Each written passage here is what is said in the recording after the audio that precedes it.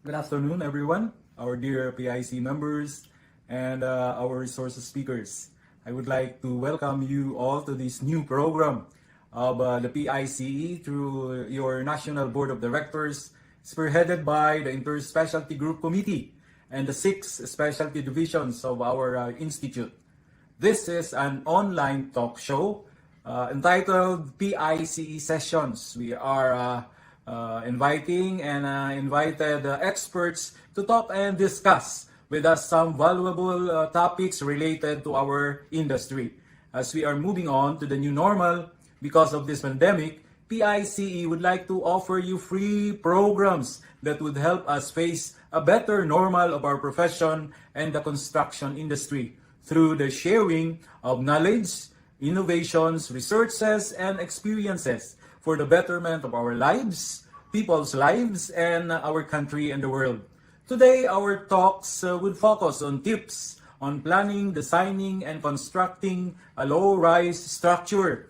And luckily, we have here with us 4 experts that would discuss technical aspects and the building and occupancy permits, application details, and even supervision, among many other matters and concerns. We are now actually streamed live through the PICE Facebook page and the PICE YouTube channel so that even non-PICE members can view, listen, and learn from the discussions. This is actually part also of the Christmas offering of PICE to our members and to all concerned individuals and Filipinos worldwide. So, on behalf of the PICE National Board of Directors, I would like to express our heartfelt thanks to our resource speakers for sharing their valuable time and efforts. Also to Engineer Eric Ison and to the Interspecialty Group Committee for conducting this worthwhile activity. Congratulations to all of us. So, sit back and relax. Again, remember 3H. Be happy, be healthy, and be holy always. Merry Christmas, everyone. Thank you, and God bless us all. Yes. Good afternoon po sa inyong lahat. Andito na naman po kami ng aking co-host. Ako po si Frederick Ison from PICE National and my co-host. Okay. Hi, I am Engineer Pia Orticio, the Civil Structural from Maynila Water Services. Yeah, so kami dalawa na naman po ang makakasama nyo ngayong hapon. So, glad to be here again. So, Pia, ano to? This PIC, this is our first session. So this was conceptualized by the Interspecialty Group, of course, through our National Board of Directors. And basically, this is just a talk show kasi sabi namin, parang marami lagi tayong questions na may mga tanong lagi mga engineers natin na hindi nasasagot usually during the seminar. So, this is just an informal talk show. So meron tayong topic and then we have our experts here. So magtatanungan-tanungan lang din tayo. So I'm sure yung iba sa atin dito na nanonood, may mga tanong sila. So just type in your questions para masagot din ng mga experts natin. So yun, di ba? Yes. So, yung magandang activity to this afternoon, kasi yun nga, as you've said, ito na yung magandang venue for our fellow engineers na sinubaybayan yung naging webinar series ng PICE. So ito na, maganda na ma-discuss natin in detail with our esteemed experts in our industry. Correct, yeah. So, pero may sponsor tayo ngayon, ha? So, I'd like to thank our sponsors, Davis Paints, of course, ang lagi nating sponsor, and Infrasys Solution. Yan ang ating sponsors for today. So, huwag na natin patagalin. Kanina pa nandito yung ating mga guest. Ano? So, siguro introduce na natin sila isa-isa. Sige. Okay. Sige, introduce muna natin. Pia, sige, ikaw na muna. Introduce mo ang ating isang guest. So, nasa a teaser na ating event for this afternoon. Meron tayong 4 industry experts na sasagutin yung mga common questions natin for today's topic. So first from our panelist is we have engineer or attorney Dale Perral. Engineer Perral earned his Bachelor of Science in Civil Engineering from Tipamantasan ng Lungsod ng Maynila and his Bachelor of Laws from New Era University. He has worked for Maynila Water Services, Inc. as officer in charge of the project monitoring and billing services and commission on audit as chief of the administration section of the Technical Services Office. Now as the officer in charge of the city building official of Quezon City. He is also a member of the Integrated Bar of the Philippines, president of the PICE Quezon City chapter, and national auditor of the Philippine Institute of Civil Engineers. No. Sabi sa akin si Sir Dale, habol daw siya. Medyo na-stuck up ata sa Quezon City. Alam na, pagka ganitong mga panahon, medyo busy-busy yung mga ating mga kasamahan. Kahabol na. Yes. So, he'll be joining us later. So, introduce ko naman yung next isa pa nating guest. So, our next guest graduated with a Bachelor of Science in Civil Engineering from the University of the Philippines. He is the principal of R.S. Ison and Associates, specializing in civil and structural engineering design consultancy. He's very much involved in our professional organizations, such as the Association of the Structural Engineers of the Philippines. 4-term president na siya ng ASEP ngayon. He's the current president now. He has been also the vice president, second VP, National Treasurer, PRO, and director of the Philippine Institute of Civil Engineers, and VP of the Institute of Specialist Structural Engineers of the Philippines. He was also recognized as one of the 75th Filipino Outstanding Civil Engineers by PICE, at Outstanding Structural Engineer by ASEP, and Most Distinguished Alumnus for Civil Engineering by the UP Alumni Engineers. And of course, currently he's also our chairman for the Structural Specialty Group ng ISG. So let us welcome Engineer Ronaldo Ison. Yun. Hi, Sir Rani. Kamusta? Kamusta? Yeah. Okay. Merry Christmas. Merry Christmas. Merry Christmas. Sino po ba natin mga guests natin? So next up from one of our panelists is Dr. Florencio F. Padernal. Dr. Padernal is graduated from Civil Engineering from Adamson University, also with a master's degree in Business Administration and doctorate degree in Public Administration. He specializes in the fields of project and construction management, master and development planning, institution and capacity building, and engineering. He has worked in various countries other than the Philippines, such as the Republic of China, Mongolia, and India, and Switzerland. He is very involved in public service, being a director for water supply of the Department of Public Works and Highways in the 1980s, chief technical advisor of the World Bank in China and Mongolia, and United Nations Development Program and World Bank Water and Sanitation Program. He is also the chairman of the Basis Conversion Development Authority, or BCDA, and administrator of the National Irrigation Administration. In the practice of engineering, consultancy, and construction, he is the chairman or the CEO of the Padernal Construction Corporation and chairman and president of Test Consultants Incorporation. He was also recognized as an outstanding alumnus by the College of Engineering, Adamson University, one of the Filipino Outstanding Civil Engineers awarded by PICE and PRC's 2015 Outstanding Professional in the field of civil engineering. He is currently a PICE Interspecialty Group Committee, Project Management and Construction Engineering Specialty Division Chairman. So please join me in welcoming Dr. Florencio F. Padernal. Good afternoon, colleagues. Sir Good Renzi. afternoon. Parang ano kayo dyan fresh na yung sa opisina nyo Maliwanag siya. Alright, and our last guest is Engineer Mariano, or we know him sa Morris na name, Agoncillo. He's a licensed civil engineer with more than 35 years of experience in construction and project management. He's the president of Datem Water and Datem Inc., president also of the Philippine Constructors Association from 2018 to 2019, External Vice President of the Construction Safety Foundation Incorporated 2009 up to present, and member of the Association of Construction Equipment Lessors 2010 to present. He is currently the National Director of the Philippine Institute of Civil Engineers and also served as past president of the Philippine Institute of Civil Engineers East Metro Manila chapter from 2016 to 2018. He graduated with a bachelor's degree of Bachelor of Science degree in Civil Engineering from the University of the East. He also took a postgraduate construction management course at the Asian Institute of Management. So let us welcome Engineer Morris Agoncillo. Good afternoon, everybody. Good afternoon, Eric, Pia. Good afternoon, Dr. Padernal. Good afternoon, Rani. All the viewers in the Facebook followers of this talk. Good afternoon, everybody.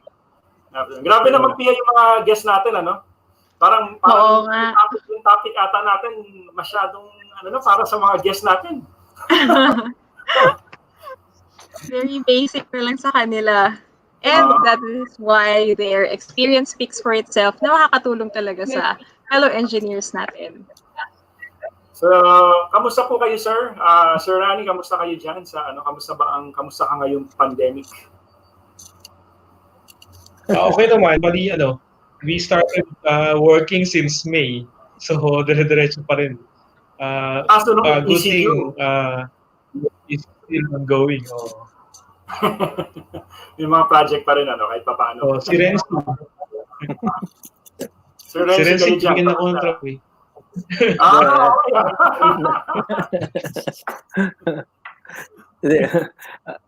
Every day, nasa office ako. Nasa opisina pa rin kayo ngayon, sir, Oo, yeah. Si Sir Morris, kamusta po ang, I think, sa inyo, dahil marami kayong ongoing projects, kamusta naman po ngayong pandemic, sir? Yeah. Kung mag-lockdown, medyo naapektuhan talaga kami kasi lahat sarado. Pero one project started in July and sunod-sunod na. And we were even awarded 4 new projects that will start next year. So hopefully everything will go back to its normal and hopefully the vaccines come out para pero problema pa rin talaga is manpower and productivity because of this pandemic. Talaga iba talaga, Pia, yung mga affected talaga lahat tayo sa industry. Oo. So, actually, yung topic naman natin ngayon, medyo lang na muna tayo. Doon muna tayo sa low rise muna tayo kasi ang dami sa ating mga engineers, marami nagpapatayo ng mga low rise structures. Lalo misa ako gaya nga, nagpa-renovate na rin ako ng bahay habang pandemic. So, wala parang araw-araw mo nakikita yung bahay mo. So, minsan talaga naiisip ako ano. Ay, oo nga. Now is the perfect time, no? Oo. So, baka may mga matutulong sa atin yung ating mga experts. So, first muna, ano nga ba, Sir Rani, when we say low-rise building, how do we classify? At pag sinabi mong low-rise, ano bang klase mga building yung mga low-rise structures? Sa structural, by definition, yung mga 5 stories and below. Yun yung mga low-rise structures natin. Kaya, so, mainly, mga residential structures, o kaya mga low-rise office buildings. Of course, hindi kasama yung mga malls na malalaki yung floor area. So, hindi na siya low-rise pag sinabi mo. Pag mga mall, although 5-story, iba na kasi yung mas complex. Parang we're looking at mga small small areas, tapos less than 5 stories. Oh. Okay. It should be less than 5 stories kasi otherwise mag-elevator ka eh. Hindi, medyo mahal na yan pagka Oo. nag-elevator ka. So, yun pala. Hindi na siya walk up. Tama. So, Paano yung ano, sir? Paano yung mga 3-story na may elevator? Di ano na yun? Hindi na yun. High-rise. Meron pa 2 story eh. Yung elevator. Elevator. May elevator.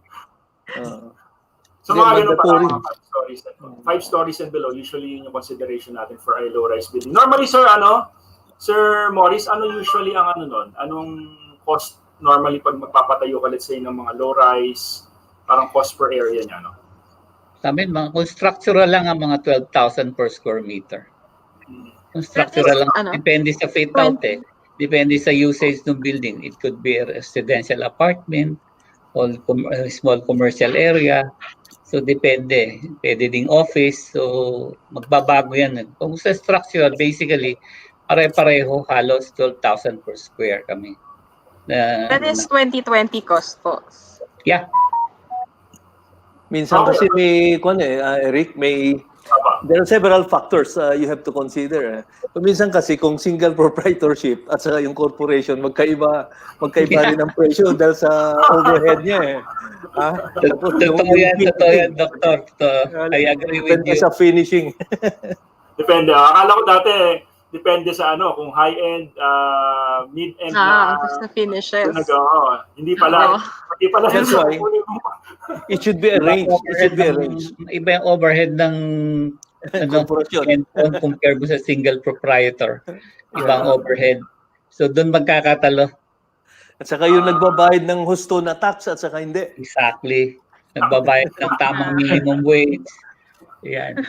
Pero usually, yan sinasabi niyo, sir, yung 12,000 na yan. O ano yan, more or less. Kung baga, kunyari, ako, hindi naman ako engineer. Let's say, papatayo ako ng bahay. So, pag pinresyon ako ng contractor sa structural, so pwede kong gaano yan, 12,000, dapat hindi ako lalayo dyan sa cost na yan, Hindi na wag lang, kasi kung basic design, putting, columns, slabs, and beams, halos hindi na naglalayo eh. Kung residential lang, 2-story, 3-story. Parehas na rin naman siguro ang dead load and live load consideration yan. So, hindi na mababago. Halos. Basically, between 12 siguro hanggang mga 14, depende na.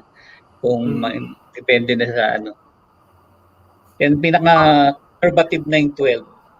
Amin. I see. Tsaka, Eric, di ba, whether low-end or high-end, pareho naman whether low-end or high-end yung finishes mo, yung structural will remain the same. Remain the same, yes. Yeah. It will remain the same. So, kumbaga, pag sa costing, yung structure mo yung more or less, hindi dapat siya magbago. Magdepende na sa yung finishing mo. Kung anong gusto mo, kung mariwasa or Pero meron major factor na you have to consider sa costing yung bearing capacity o kaya yung soil condition eh. Minsan may nagpapagawa sa marshy area as compared to yung rocky area o kaya So kahit na 2-story or usually mga townhouses na 3 stories, 3-story building, may factor na ma-consider mo yun eh. Kasi mas mahal pagka hindi maganda yung foundation mo eh. Yes, that's true. Tama si Go ahead. Sir Rani. I said tama si Ken. Okay. Malaki yung effect ng foundation, diba? Oo, kasi kung mat foundation na, Rani, patay tayo. Pero since nandun din tayo sa usapan na yun, di ba? Usually pag low-rise ka ba, advisable ba na magkaroon ka ng mga ganong types of foundation, yung mat foundation, deep foundation? Kasi baka naman yung cost mo ng foundation, cost na ng buong low-rise structure mo. Depende sa location. I can give you an example. Itong bahay ko, 2 lots ito adjacent. Yung kabilang yung lote ko, fronting the left side, was a former creek. Dinivert ng developer yung creek, so tinabunan lang nila yung... So when I was constructing my house na, Doon sa right side, adobe. Tapos sa left side, Okay. nakaka 5 meters na ako, hindi ko pa ma-hit yung hard strata. Yung hard ka. So tama yung sinasabi ni doktor sa kanila ni Rani, depende sa pundasyon. Depends on the location. Kasi katulad ng adjacent lot yan, ha? Pero magkaiba yung ano nila, magkaiba Yung yung iba kasi creek dati yung dinaanan nung left side lot, dinivert ng developer yung creek para ma-utilize yung lote. Tinambakan lang. Sabi sa'yo, nakaka 5 meters na ako, hindi ko pa ma-hit eh. May So, tubig nagkaroon pa kayo sa- lumalabas. anong ginawa niyo dun, sir, sa foundation nun? Well, konting micropiling ako ng konti. Para ma-hit ko lang ng konti. Para lang umabot dun sa ano. Para umabot lang. Kasi hirap din eh. Kasi sabihin, contractor yung may-ari, tapos yung bahay mo. Nagkakaroon ng structural defects. I have another case, Eric. Okay Kung pa.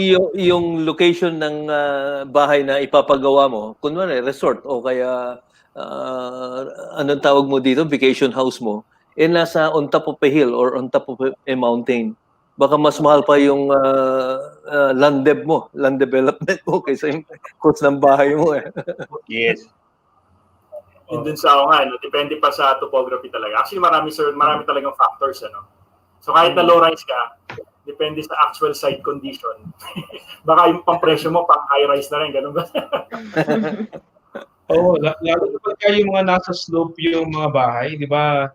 Yung kailangan mo ng slope protection, tapos kapag masyadong soft yung soil, o kaya pagka mayroong slope stability problem, baka yung more than kalahati ng cost ng construction na dun sa foundation system.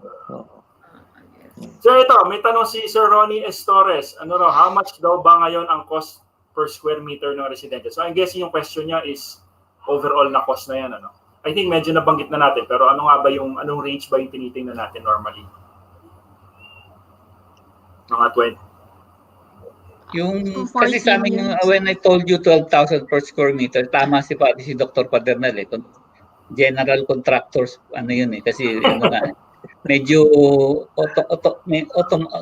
medyo equipment oriented kami.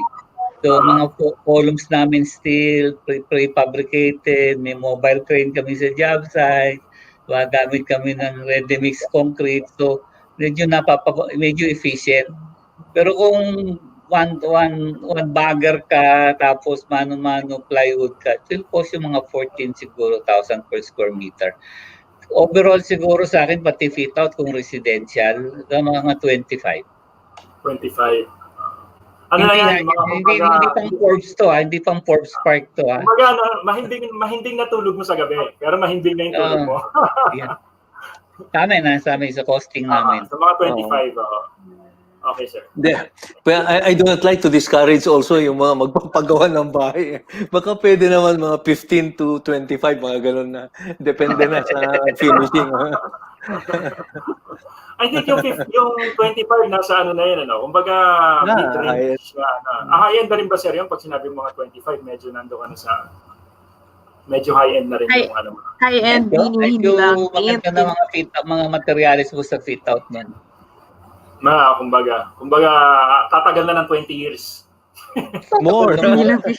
Structural naman, we should last a lifetime. Speaking of, sir, Pia? Meron pa ba tayong may gusto kayo itanong sa ating mga guests? Speaking of foundation or footing kanina, no? So, yung mga, let's say, baguhang designers natin and the soil bearing capacity for the site is not available. What can we use na pwede nating presumptive values for soil bearing capacity? Rani, mahirap mag-assume dyan. Magbo-boring ka talaga. May soil test ka? Oo, soil test talaga. Soil test talaga. Hindi pipirma si Rani. I know him very well. Kung walang wala yan, hindi pipirma yan. Actually, magandang tanong yan eh. So, pero kailangan sumagot niya si Eric. Ako ba? Si Eric kasi sabi ko dapat geotechnical geotechnical question. So, si Eric is geotechnical din, no? Host lang ako dito, host lang. Pero actually, normally pagka kumbaga normally pag wala ka pang test, no, as a geotechnical, inaalam mo rin naman talaga yung regional sa area, di ba? So alam mo Quezon City, bato dyan, alam mo sa Manila, Makati, malambot, mataas yung tubig. So inaalam mo, pero kasi required din naman kasi sa NSCP na magpa soil investigation ka, whether it's 2-story, 1-story, basta any building sa NSCP required na tayo magpa soil investigation. Tama yun. Confirm ko rin yung sabi ni Renzi, no?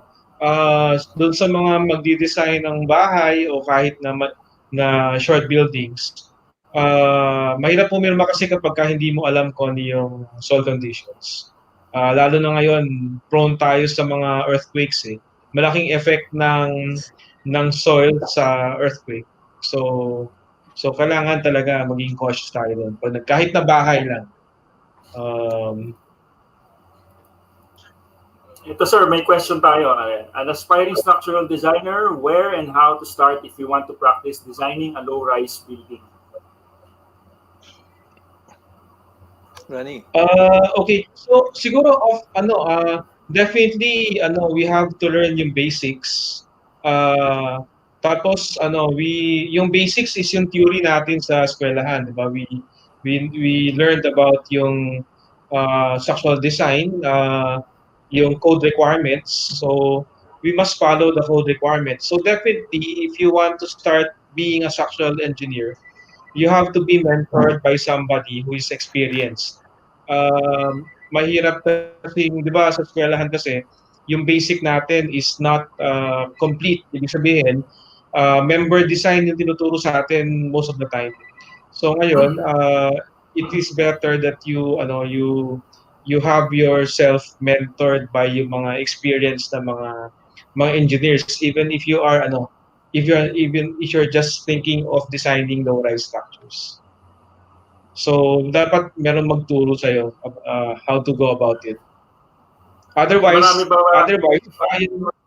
baka yung 12,000 hindi maabot, baka masyadong sobrang liit o kaya sobrang laki nung ma-design mo na structure. So may opening daw ba sa inyo, Sir Rani? Baka pwede na sa inyo mag-training. Pero ako, Eric, tama si Rani. I have a point. Tama si Rani, pero the least na dapat gagawin ng up-and-coming na designer is to have your work reviewed by a seasoned engineer. Hindi seasoned engineer.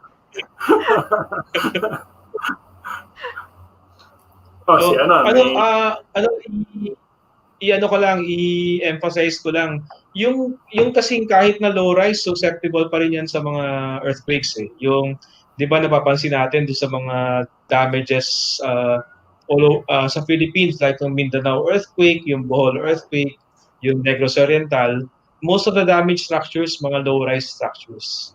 So, kailangan natin talaga siya. Kailangan na, kahit na, yung mga aspiring designers, should really learn how to design properly. Marami nyo nga pala ang ASEP nagtuturo how to design and then properly to the workshops at mga seminars. And also PICE conventions natin, meron tayong mga ganyang discussions. Ayan Rano, I think yung question mo may yung sinabi mo may nagtanong din. Yan nga, bakit daw yung ibang designer ibang designer dinedisregard yung wind load dahil po ba seismic lang ang mag-govern? No. So, kailangan ba in actually, dapat pareho natin tignan kasi pagka sa bahay o kaya bahay o low-rise na reinforced concrete, mag-govern yung earthquake dun sa mga columns and beams. Pero yung wind, mag-govern siya sa mga roof structures. 'Di ba kapag bumagyo ng malakas like yung mga Yolanda, Strong, definitely magkakaroon ng effect yung wind. So dapat pareho tignan. Yes. Can I just supplement, ano? Kasi, di ba, Rani, yung design report, it includes yung design parameters and then yung design computation, yung construction drawings, technical specs. Alam mo, yung experience ninyo sa Bohol, yung sa technical specification, yung tubig na ginamit, tubig alat. So, kinalawang yung mga rebars. Dapat mag-iingat sila sa ganun eh. Sundan nila properly yung technical specifications. That is a very simple and practical thing. Pero nangyayari yan. Nagmamadali sila na sa construction, sa mga bahay-bahay. Lumabas sa report ng ASEP yan eh, sa Bohol. Thank you, sir. Sir, Kasi, i-welcome lang natin muna ang ating si Engineer Attorney Dale Perral. Nakaka-join na siya sa atin. Ayan. Sir Dale. Hello, Good afternoon, Sir Dale. Sir Eric, Good afternoon sa'yo. Sir Florencio, and Sir Rani and Pia. Sorry, I'm late. I had Hi, sir. to attend to a lot of matters. Oh, busy yan. Busy. Huwag lang pumutin buhok mo din. Alam mo yan, medyo may threat ng spike ng COVID kaya busy kayo dyan. Ako, sir. Dami pong tao sa labas. Oo. Oh, Yeah, thank you, sir. Sir Rani, meron kayong meron kayong kaninang to add to what you were saying? Wala na. Wala. I think, Yung okay yung na. yung tama yung sabi ni Renzi, importante yung specifications. So, di ba yung mga contractors natin, nag-follow talaga ng specifications, di ba? Siguro, ang isang medyo malungkot dun sa when we go to yung mga remote areas, yung mga hindi cities, hindi major cities, medyo hindi na-follow yung specs eh. Even yung material specs tsaka yung quality of materials, yun yung mga nakikita natin karamihan na nagkakaroon ng mga failure during calamities tsaka during earthquakes. Saka yung mga splice length, bend, hook, hindi na susunod yan pag maliliit na contractor ang gumagawa eh. Hindi lang yun. Meron pa unengineered structures. Unengineered structures. Laking bagay yung mga bend na yan, mga hook na yan, mga development length na yan. Kasi sa school, hindi mo masyadong maintindihan, pero you should apply it doon sa construction itself because of lateral movements. I think it's critical. Sakto, Yes, alam mo, tama. It's critical. Very critical. Sakto pinag-uusapan na rin natin yung specs. At saka andyan na rin si Sir Dale. Sir Dale, ano bang, kasi yung mga yan, mapipick up yan pag nag-submit ng mga permits di ba? Ngayon magpapakonstruct ng low-rise building. So, ano ba sir yung can you just, lang, parang makwento sa amin kung ano ba yung proseso ng pag-a-apply, especially guys sa Quezon City. Applying for a permit, applying for a occupancy permit, yung mga ganyan. Well, Sir Eric, yung insofar as permitting is concerned, relating to specifications, ako, ang point of view ko sa pagdating sa specifications is that is primarily is of a contractual in nature. So, kung ano yung napag-agrihan nung may-ari ng project at ng kontratista at ng engineer, yun yung dapat masunod insofar as the specifications are concerned. Pero insofar as permitting, a permit shall be issued provided that there is a minimum compliance of law. So yung minimum compliance of law actually, yan yung makikita natin sa ating mga engineering codes. So kung sumusunod naman doon sa minimum provisions of the engineering codes, the permit shall be issued. Lalo na ngayon, yung government natin ay pushing forward towards the ease of doing business. So for us, we will be issuing these permits as early as 3 days. So, ang checking niyan, primarily on the basis of a minimum compliance of law. But insofar as yung specifications, if there is breach insofar as specifications are concerned, private na po yung dispute niyan. So, it's against the owner and versus the engineer versus the contractor. Pero again, insofar as the permitting, for as long as there are certifications from the building professionals, that indeed the project is compliant with the minimum requirements of law, then the permit shall be issued. Yun po yung aking viewpoint that matter. So in a way, sir, na-check din yung pag-check nila, yung design, nako-cover din siya dahil sini-check nyo yung minimum requirements ng code. Ano? So ang assumption doon is sumusunod siya dun sa minimum requirements ng code is na-design naman siya, hindi lang yung basta... Yes, Hindi yes. lang May Okay. minimum So for compliance. meeting, sir Dale, it's for new buildings lang ba to or even for renovation of buildings? Lahat actually, lahat.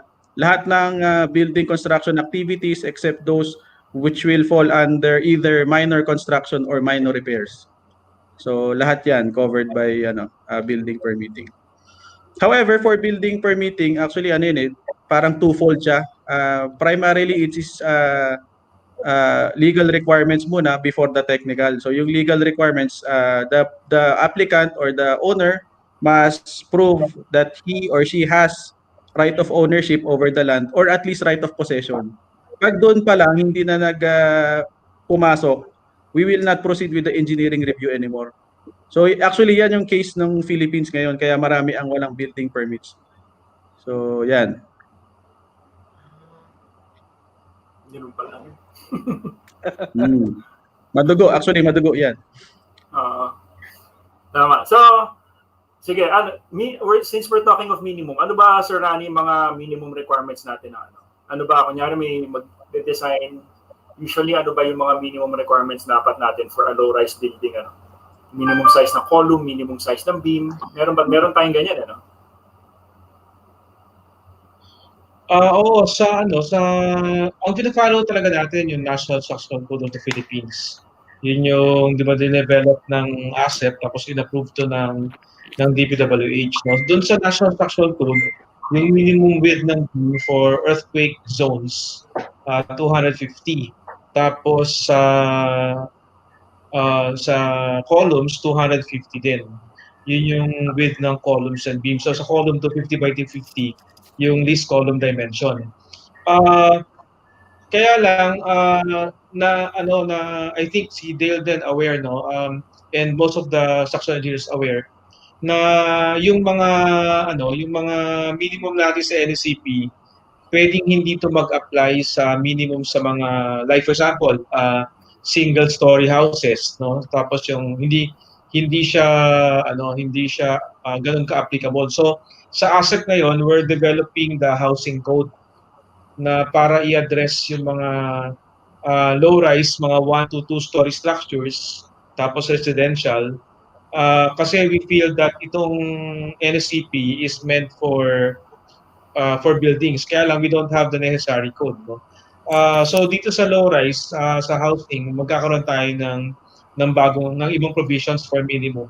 But of course, ang basic talaga is even sa NSCP naman, allowed ka na to deviate from the minimum as long as you can show it by calculations. Like for example, yung 'di ba karamihan ng bahay natin mga hollow blocks. So pwede kang pumasok sa masonry design. So iba-iba yung minimum mo pagka pumasok ka sa seismic masonry design. So the bottom line, as I've said, is you have to compute yung design ng mga structural elements ng bahay or even low-rise buildings.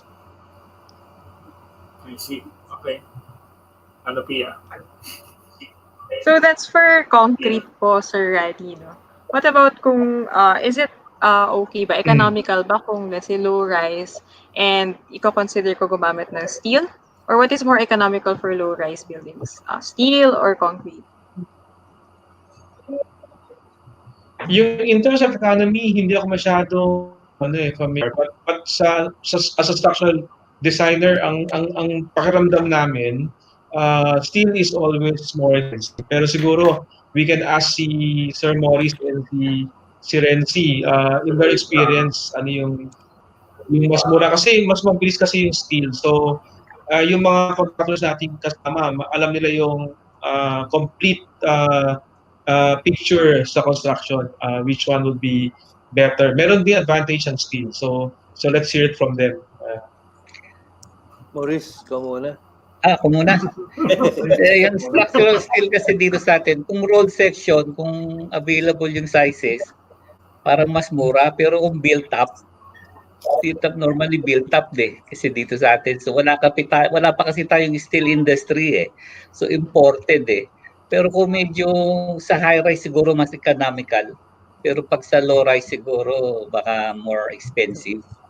Kasi nga economic of scales ba, di ba? So baka pati sir yung mga equipment kasi baka doon kayo, I mean may special equipment for handling steel Yeah, meron naman kaya lang yung pag-build up niya nung I-beam, so puro build up yan, hindi yan roll section. So I think for high rise it would be more economical, but for low rise it would be more expensive. Kami kino-compute yan, kino-compute talaga kasi as a general rule, nasa 30 to 40% higher Pero yung ease of construction, mga ganon, syempre sa steel ka Another factor to consider is the availability of structural steel in some areas. Hindi naman available palagi yan Another factor to consider is yung handling transportation Kasi minsan masikip yung dadaanan, hindi mo ipasok yung yung materials na yan So, kaya may sensitivity analysis, mga value engineering yan pagka nag-ano ka ng ganyan. Pero as a general rule, kung low rise lang di reinforced concrete na lang Pero you still have to be very careful about that. Dapat yung tamang supplier. Kasi maraming hindi totoo yung bakal lalo na kung hardware lang. Yung ba sir, yung mga job site na mix lang, okay ba tayo dyan? Yung sa konkreto, dyan sa on-site lang sila nagmi-mix ng konkreto. Pag low rise, okay ba yun? Kumbaga, may na-attain ba talaga nun yung required strength ng as per design? Oo, basta may nagbabantay. Oo, importante yung pagsukat yung importante dyan. Sa kung talagang nagpapa-testing. So whether it's ready mix or job site na mix, basta ipatest nyo, makita, para may lang talaga, may basis ng strength niya. Saka may record ka ng what you have achieved at the job site mix. Okay. Kasi minsan nakikita mo yung ibang lagay lang ng lagay, hindi mo alam kung ano ng ratio. Bara yung lagay Yun ang nakakatakot. Water cement ratio. Kasi siyempre kung malayo yung panggalingan yung sa planta niya, malayo butas pala yung sir, butas pala yung lalagyan ng tubig pagkuha. Dumami. So concrete pa din talaga more economical or for low rise. So for low rise, reinforced concrete. So ano po yung typically na concrete strength na ginagamit natin for low rise buildings? Serrani. Meron ba rule of Akong thumb ginagamit or depende kasi sa normally we mostly design mga high-end residential. So tapos high residential o kaya mga developer na na initiated projects. So sa code sa NSCP, ang minimum requirement is 3,000 PSI or 21 megapascal. So we follow that ngayon, if I am designing for a private person na hindi developer tapos hindi high-end, meron akong concern about job mix So we use mga 2,200 PSI in terms para ma-meet yung design requirements. So but as I want to reiterate, ang code requirement is 3,000 PSI for as a minimum na compressed strength. Okay. Thank you, sir. May question nandito May question kay Sir Dale. Yes, Kasi Sir Ronnie, palagi ko magpapatayo ng bahay. Siya rin yung nagtanong kanina ng cost per square Ngayon, palagi ko may gustong kunin lote talaga. pero nakabili na ng lupa? Sir Dale? Basahin ko, sir. Kung Kung kakabili lang ng land at gusto niya tayuan na structure at hindi pa nalilipat yung title sa kanya, will the deed of sale suffice? Ang hirap naman ang tanong mo, Sir Ronnie. Pwede mo naman i-text yan eh. Well, actually,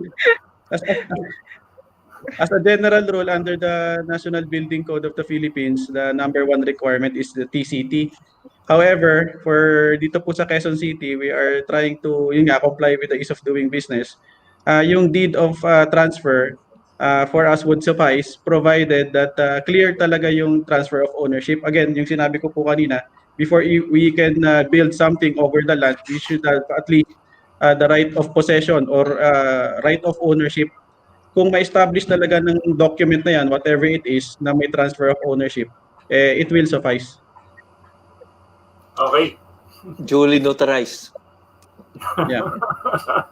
Thank you. Okay, sana hintayin na lang natin yung pa-housewarming ni Sir Ronnie pagka nakatayo na.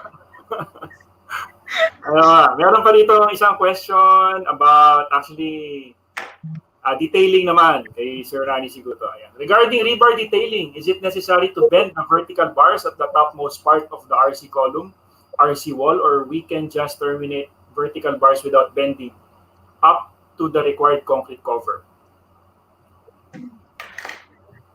Ang correct detailing would be to bend the topmost column rebar ng 90 degrees dun sa, hindi pwede yun, di ba karami nakita natin pinuputol dun sa ibabaw. So dapat naka-bend siya. Okay, thank you, sir. Usually ba, Sir Renzi, question, may tanong lang din ako. Ano ba usually sa construction yung parang critical, usually ano yung pinakamahirap during construction? Yung pinaka-critical activity mo kumbaga? Kumbaga yun yung talagang pag na-delay ka dito, nako, sigurado patay na yung project. Hindi, ang sa akin if it is properly supervised, walang mahirap eh. Basta kung experience ka na palagay ko, it comes very handy na eh. Kasi alam mo na lahat ng mga previous na problems mo eh. Pero kung baguhan ka siguro, usually nandyan lang sa foundation na pinakamatagal lang eh. Kung umangat na yan, mabilis na lahat eh. Okay. So ano lang, yung sa simula lang, basically Simula yung para lang. sa start, yung pinaka-critical Hanggang sa startup lang talaga man. Pero yung coordination mo ng schedule, delivery ng materials, manpower deployment should be coordinated well eh. Yeah. Kasi kung nandyan yung tao, walang materials, nandyan yung materials, walang tao, so it will cause delay. Pero hindi siya yung actually critical. Sabi nga ni Dr. Padernal, ano na yan, kung kabisado mo na yan, hindi na mangyayari yan. Alam mo na yung sunod-sunod na trabaho, everyday, you should look for an accomplishment eh. Kasi kung minsan, yung supplier mo, kung dapat kabagang mo na, nakatrabaho mo na eh. Especially if you're rushing yung ready-mix supplier mo, yung rebar supplier mo, yung mga ganun roofing supplier, gagawin pa nga nila para sa'yo na yun kabit ka na lang ng kabit eh. Tapos there's also an issue pertaining to, alam ni Rani ito, kung precast siya or imano-mano mo yung mga walls ang dami-daming, kung high-rise ka ang daming walls na gagawin dyan Kung low-rise, pwede ng hollow blocks talaga, pero low-rise ang pinag-uusapan natin ngayon. Okay. Sige, sir. So, as long as kailangan lang talaga, alam mo yung ginagawa mo.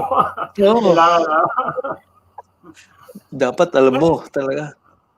Sir Rani, Sequence meron lang ditong may follow-up question with regards to sa rebar. So, ito. The first is, if the bars with adequate development length, can it be allowed as a straight bar? Yan, sir. Oh, so, bali yung development length natin, dalawa yan merong development length na meron kang hook. So yun yung LDH. Tapos meron kang development length na straight bars. So you can adequately develop yung bar ng straight or hook. So meron tayong mga code calcs para malaman mo kung ano yung tamang development length. Okay. Ano, Pia? Meron pa ba tayong mga... meron ka pa bang pag nagpatayo, pag nag-asawa ka, Pia? Meron ka? In reference sa rebars, pwede bang, paano yung tamang process, so in terms of construction na to, paano yung tamang process ng pag-bend and pag-cut ng rebars? Pwede ba putulin yung rebars using, usually nakikita ko to ng blowtorch? Ang pinakamadali is really a cutter eh. Bar cutter. Oo, kaya before you start construction, dapat may cutting list ka eh. Pag may cutting list, mabilis na, susundan lang nila yan eh. Tapos pati yung pag-stack mo ng mga naputol na bars at saka mga na-bend na bars, naka-stack ka na yan eh. Dudukutin mo na lang eh, salpak-salpak na lang eh. Pero in general po, can we heat rebars? Can we consider Yung welding rebars? Mas madali ang isang Actually, galaw meron lang, tayo- tapos na eh. Bar cutter, bar bender. Mag-settling Meron tayong Meron. Yung I want to clarify lang, no? Kasi yung available rebars kasi natin, meron tayong tinatawag na quench tempered, tsaka meron tayong MA mud alloy. So ngayon, yung both hindi inaalaw sa code natin yung welding tsaka heating. So hindi siya sa present NSCP, hindi tayo makakapag-weld tsaka makapag-torch ng rebar to bend. Di ba, dati kasi nire-require, tama si Renzi na di ba, yung tsaka si Sir Morris, mga malaking contractors, meron silang bar bending machine. So ngayon, pag malaki yung rebar, binibend yon by the bending machine. Ngayon, yung iba kasi, ginagawa nila, tino-torch nila, which is wrong. Hindi pwedeng i-torch yun para, di ba, hinihit para mas madaling i-bend. So, that is not allowed sa code natin ngayon. And then, yung weld ng rebar also, it's not allowed. So, pagka quench tempered yung ginagamit nating rebar. But there's nothing stopping us from using quench tempered, pero meron tayong mga restrictions na. Okay, sir. Ito, sir, speaking of na rin tayo, nasa bakal. Yung practice ba ng mga contractor na nag-supply sa ibabaw ng floor slab, ano po masasabi niyo dito? Ano ba yung gusto niya? Kolo? Floor slab sa ibabaw yung splice baka sir na nagsa-splice right yung nagde-terminate yung nagdudugtong nandun sa yung buhos nandun siguro sa dulo na rin ng yung bakal mo. So Pero yung ito di ba yung slab pwede namang i-splice sa midspan top bars. Di ba ang splice ng slab is midspan top bars. Hindi lang allowed ang splice sa support na top bars for slab. Okay, thank you. Ito sir, may isa pang question. Suggestion on unavailability of testing laboratories in remote areas and provinces in the Philippines. Para mapailing yung dalawa nating dito. Oo. Wala. Alam mo, it's an additional cost kung nasa remote area ka. Pupunta ka pa kung nasaan yung testing mga laboratories. You really have to carry it So talagang dapat Without most care. Carry it without most care. Oo. Wala. Kumbaga, walang mga remedyo na pagka mano-mano slump test, ganyan, wala. Talagang, kailangan maghanap ka ng laboratory to do it, Dapat meron portable analysis kit wala Parang swab test lang ba yan, dapat. Sa DPWH ba, meron silang mga testing centers? Ano ba, Sir Renzi? Sorry, ano yun? Tanong ni Sir Rani, ang DPWH ba may mga parang... Yes, meron. Yung sa BRS kasi, yung mga mga extension offices nila, Bureau of Research and Standards. So supposed to be buong Pilipinas, meron dapat sila. Pero ang first priority are DPWH projects, of course. Okay. Ano pa sir? Marami mga nagtatanong sir sa atin ngayon mga That's good. Na-engage na din talaga sila. Ito sir, ito. Is there a lot of advancement in construction material? There are a lot of advancement in construction material, including products of light blocks, reinforced lightweight blocks. How would you compare to traditional hollow blocks? Should it be preferred in construction, specifically in residential? Okay, Parang may Rani, narinig akong ganyan sir, yung mga iba sinasabi, smart wala na raw hollow, wala na raw poste, wala na column, yung hollow block lang mismo, interlocking, tapos that's a load-bearing block eh. Pero nakakatakot pa rin eh. I prefer yung may column sa beams eh. These are the parts ng building that carry the load eh. Lalo na sa earthquake. Yun din yung nasa isip ko sir eh. Kung load bearing lang, gravity loads, maari, pero I don't know if you may consideration sila sa sa lateral loads yung mga ganito Ano ba sir? Tama no? Oo, yung requirement pa rin malagay tayo ng lintel beam tsaka lintel post para i-support yung lalo na kung matataas yung floor to floor height na lugar. Ang requirement natin is 3 meter high and then 3 meter wide. You have to provide for lintel post tsaka mga lintel beams. Siguro yung question, yung si Sir Gerard is asking yung meron kasi mga bago ngayon na technology, yung lightweight concrete blocks, yung mga autoclave aerated concrete, yung mga ganon. Yun yung ang ginagamit instead of grout, ginagamit adhesive. So they are being used now. Advantage is mas light siya. So syempre pag mas light, mas nakakatulong sa cost nung building kasi mas mura yung load niya or mas mababa yung load. Okay. So hindi rin depende feeling ko kailangan talaga makita yung analysis. Kailangan nga ng analysis yung mga nag-advertise ng mga ganyan. Tsaka kaya ni Renzi, mas preferred niya yung specialization niya is on hollow blocks. Diba? Kung yun ang mas confident siya, mas maganda kasi maganda rin yung pagkakasalansan ng mga di ba? Ibig sabihin, kapag mali rin yung gamit ng new technology. Yung connection, yung pag-connect, interconnect. Saka mababasa mo yan sa S1 ng structural eh. Nandiyan lahat yung mga lintel post, mga lintel beam, nandiyan. Basahin mo lang pati soil bearing capacity, nandiyan lahat yan. Kompleto yan. Yes, sir. Hindi ka mawawala if you just religiously read S1. Nandiyan lahat sa structural engineer yan. Lahat ng specs ng structural engineer nandiyan yan. Pati mga splicing, lahat. Maurice, ako as a contractor susundan ko lang kung ano isusulat ni Rani Siya designer ko. Ako rin eh. Pero S1, nandiyan yung sekreto niya. Basahin mo S1. Para walang lusot. Para sigurado din sa construction. Yeah, yes, true.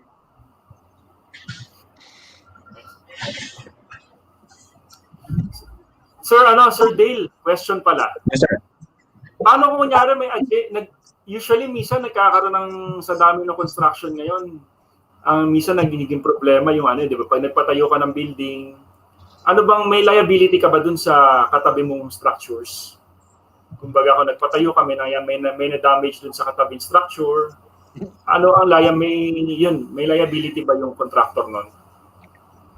Sir Eric, yung comprehensive liability ng parties in any construction project, naka-explain yan sa Civil Code, Article 1723. So from the designers to builders, contractors, nandun yung liability. Insofar as yung construction procedure, the building code requires yung safety measures under Rule 11.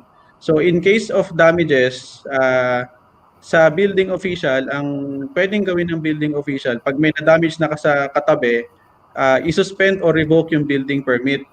But yung aggrieved party, hindi sa building official nagtatapos yung kanyang remedy.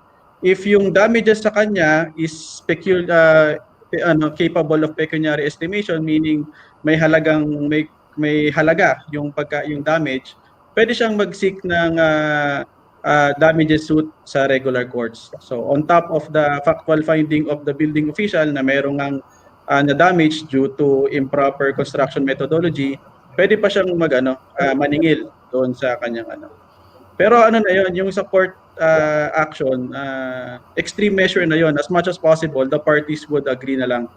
Minsan, pwede yan sa SIAC, minsan among themselves. So, yun, marami pong options. Pero definitely, may liability in case of damages. Okay, sir. So, talaga, kung mag-agree sila, okay lang. Kumbaga, it's up to them. May damage, repair naman. So, okay lang. Kasi yan instead of paying the lawyers, huwag nyo nang bayaran yung lawyers nyo, kayo na lang magbayaran nyo. Panggulo kasi yung mga lawyers nyo yan. Yan pala maganda pag ang lawyer engineer, Nakakalamang. Basta nakakalamang ang engineer na puso mo. Kasi pag engineer yung kausap sir, maayos pag lawyer na, gumugulo na sir yung usapan. Hindi kasi normally naman may contractor always liability talaga ng contractor kung if you damage an adjacent property or hurt a certain person, so may third party liability, so everything. So you have to put the necessary precautionary measures, safety measures. Para naman makita din naman ng adjacent property that you did the right thing. Kunyari lang may accident, hindi mo may iwasan, but still, nilagay mo. Mahirap kasi yung wala Tapos may aksidente. That means negligence talaga the part of the contractor yon. Tapos sir, lalagyan nyo lang ng Davis paint, di ba? Yung safety. Sponsor kasi natin ng Davis paint sa kanila. Kaya lalagyan mo yun.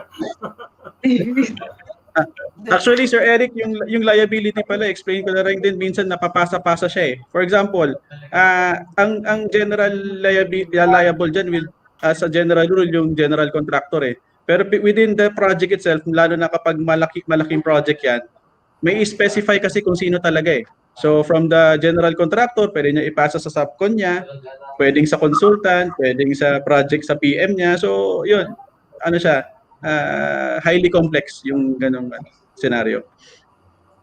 So, can I cite a very practical practice Bago ka mag-start ng project, kausapin mo muna neighbors mo kung ano yung mga safety precautions na you'll be doing na which might affect them tulad ng paglagay ng net, para alam nila para walang away. Yes.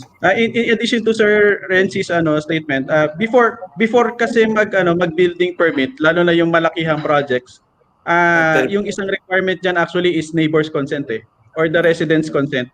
So on that note, minsan kinakailangan din na apprise yung mga nakatira doon, lalo na pagka ang zone mo or area mo is primarily residential, tapos bigla ka magtatayo ng building, which is not impossible naman. So but nonetheless, we have to inform the residents na may ganito.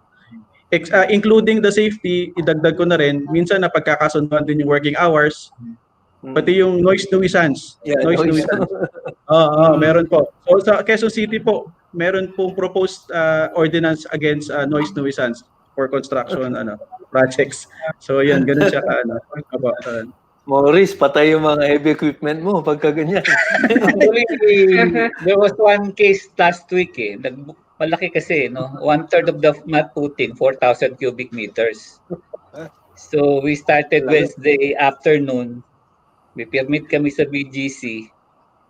Tapos na middle of the between midnight and 6 o'clock maingay kasi concrete parang may kanyon boom. Boom. Binabato ng bote ng beer.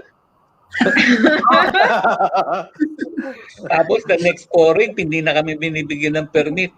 Alam mo ginawa ko, pina-soundproof ko yung concrete ko, binalot namin ng styrofoam, tapos kumuha ko ng sound engineer consultant, ano yung minimum. You have to comply you have to appease the neighbors Kasi Yes. mahaba yung project eh. Kung 24 to 36 months, hindi naman everyday nila mag-away kayo eh. Yes. Tama po. So you have to bend on their request. Naintindihan mo din naman na pupuyat sila from Wednesday hanggang Saturday na umaga. So tapos may Totoo yan. request pa na pag Saturday, Sunday ang simula ng work 10 o'clock kasi natutulog pa Tama. sila. Tama. Yan, ganyan. So, Sa mga marami kondo, tayong ganyan talaga. You have to be a good project manager. You have to have a good personal relationship with your neighbor. Eh. Yes. Totoo yan. Yes. Kaya, So that's one, no? So in follow lang sa permits, follow-up question lang. What if your application of permits is, let's say you have a second floor na ang occupancy mo, intended occupancy mo, let's say is office. Then during construction, owner biglang nagbago na mas mabigat pala yung occupancy na, let's say, commercial, gagawin niya commercial, or gagawin niya storage, bigla yung second floor. Paano makaka-affect po yun sa permitting? Well, Or sa it's of design yung building permit, well, strictly speaking, dapat ma-amend yung building permit to. But karamihan ng ganyang instances sa completion of the project na tinitingnan. So during the application for occupancy permit, doon na tinitingnan yung kung merong changes in occupancy, merong decrease or increase in the floor area. Ang mahirap lang dyan sa ganyang mga senaryo, kapag hindi napasok sa zone yung tinayo, di ba? If we apply for a building permit, so and a building permit has been granted, ang ibig sabihin nun, pumasok yung intended project natin sa zone. Kung ano mang zone siya, whether residential, commercial, industrial. However, kapag binago natin yung plano at iniba natin yung kinonstruct natin, may mga pagkakataon na hindi na pwede yung ganong struktura doon sa lugar na yon. For example, ang intended natin na use ay residential and nasa residential zone tayo, tapos ginawa nating commercial. May pagkakataon na hindi na pwede yung commercial na yan. In that case, medyo mabigat yung problema ng property owner. Kasi, kailangan niyang mag-seek ng amendment to the zone. Kumbaga ang tawag doon spot zoning. Sa ibang local governments, merong appeals board. Sa iba naman, spot zoning through the local legislative council. So, yun, mabigat yun. Mabigat na problema yun. pupunta ka sa konseho. Hindi ka kukunta ka sa konseho. Matagal yung kakausapin mo. Matagal-tagal na proseso rin yan. Saka yung occupancy permit will not be issued because there's a violation of the zoning. Yes, sir. Tama po. Actually, sir, ang mabigat pa na yung building mo. Yes. Ang mabigat pa doon, sir, yung naka-attach kasi sa occupancy is the electricity through the CFEI. Under the electrical code kasi, before energization, there must be a certificate of final electrical inspection, a requirement of occupancy permit. So if there is, yun nga, pag may changes doon sa usage, parang akala natin magaan lang siya, pero yung another impact niya is that hindi magkakaroon ng kuryente yung building just because hindi sinunod yung approved plan. So yun. Sa atin sa CE law walang ganoon Wala sa code natin, walang ganoon na kailangan mag-certify ng civil engineering aspect to be complete bago anything else. Sa electrical code, however, may nilagay kasi sila doon na before energization, there must be a certificate of electrical inspection. So itong electrical inspection na to, I don't know nga ba't nandun yun. Ito naman yung nagiging basehan ni Meralco. Pag nag-apply kay Meralco, hindi niya i-energize kung walang occupancy or yung CFEI. Yun. So ganun siya. Damay-damay na lahat, sir. Damay-damay. Yan. Pa-amen na lang natin si Ilo. Padagdagan ng certification. Wala po tayo, sir, certificate of structural inspection. Wala tayo noon. Kaya si Sir Rani, baka yan. Mag-initiate na tayo. Dagdag nyo na ito, sir. Dagdag nyo na rin ang question na ito dyan. Yan. So, mahaba, no? May plano po ba mag-standardize ang professional fee for building and structural design per square meter per cost? Isang rason po na hindi nagkokonsulta ng civil structural engineer ang mga nagpapagawa ng bahay dahil namamahalan sa bayad ng designer.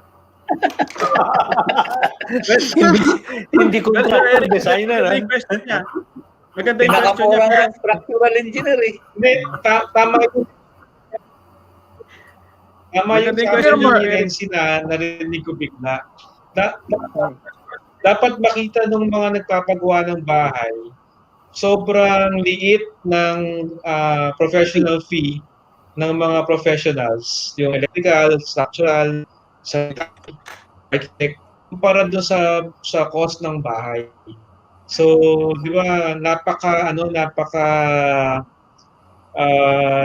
maganda kasi yung bahay titira mo ng matagal. So, mas maganda kung naka-design ng maayos yung bahay mo. Whether electrical yan, structural, at least makakatulog ka ng mahimbing. So suggestion ko, magbayad tayo sa mga professional, gaya ng structural. Regarding doon sa question, Alam mo, Rani, regarding, siyempre, malaki po. Oh, di ba? Renz. during the time Ayun, di ba malaki nga yung cost ng may sabihin lang ako, during the time of upping season, yung grupo namin, mga 5 years ago yata or more, may ginawa kami na matrix para sa design course, mga ganyan. Hindi ko alam kung nasaan na ngayon yun eh. Pero ang problema kasi yung ginawa namin eh, baka wala ka na makuha ang kliyente dahil tinaasan natin yung design fee eh. Actually, meron kami ngayon ginawa sa asset tsaka sa ISEP. Yung meron kaming manual of practice. Dito nakasulat ko ano yung standard fee ng structural engineer. So Renzi, yun ang sinasabi mo na ginawa natin nung way back mga so ito ng asset. Superseded na. Ito na yung standard. Bigyan natin kopya ng mga members ng PICE. Pero ginamit natin yung ginawa natin. Sir Dale, paano yan? Kasi I mean, yung mga organizations usually, alam ko, geodetic, meron din sila mga standard fees na. Pero I think yung isang problem is yung pag-enforce di ba? Kasi wala rin namang sa let's say sa Quezon City or ano bang pwedeng suggestion yun na pwedeng gawin or may ginagawa na kayo to probably enforce those mga fees? Well, kung babalikan natin yung tanong kanina, parang ang tanong niya is may plano ba? Na ganun, di ba? May plano ba? Ang tanong kasi doon, sino magpaplano, di ba? Insofar as fees are concerned, yung mga professionals are under the regulation of PRC, di ba? Pero yung PRC ba has the authority to dictate the fees? I don't think so. Parang wala, di ba? Tapos second question, kung ibabagsak naman natin sa professional organizations, can the professional organizations dictate yung fees? Parang wala rin di ba? So, yung tanong niya na kung sino yung may plano ba, parang in the first place, sino magpaplano? Ako ang point of view ko diyan simple lang yung pagdating sa fees, it's a contractual in nature So, whatever agreed consideration, yun na yun. Unless you don't agree, don't sign. Parang ganon, di ba? Pero required pa rin, sir. Kunyari, let's say sa permit, required pa rin talaga na meron kang may pipirma dun sa mga permits mo, di ba? Sa building permit, meron kang professional na nakapirma talaga dapat. Yes. Yun guys, sinabi ko kanina, Sir Eric, yung pagdating sa permitting, laging minimum requirement lang yan. So, if the minimum requirements of law have been complied with, okay yan, ma-approve yan. Pero again, if the client wants yung higher quality of workmanship or whatever, siyempre, at cost rin yun. Kung baga, depende rin. Alam na alam ni Sir Rani yan. Ilang years din naman ng liability ng designer, ano? Yes, sir. 15 years ba, Rani, sa inyo? Oo. Sa structural, 15 civil. Sa civil, sa civil engineer, pati contractor 15 years din kasama sa yung mga nag-sign for mga 15 years liability natin.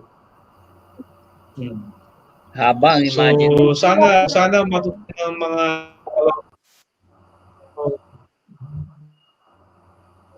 medyo nagcha-choppy. Sana matutunan ng mga kababayan natin na ma-appreciate na magad ng fees. Makakatulong to sa kanila. Yeah. Ito sir, meron lang din tayong question. Interesting din to. I think kaila Sir Morris to pwedeng any comments daw dun sa mishap dun sa construction skyway extension? Naku, hindi ko alam yung details eh. Mahirap mag-comment, no? Kasi hindi ko alam yung details doon nangyari. Hindi ko talaga alam. Though the contractor admitted there was some misjudgments on the operator, pero I really don't know the details of what happened. No?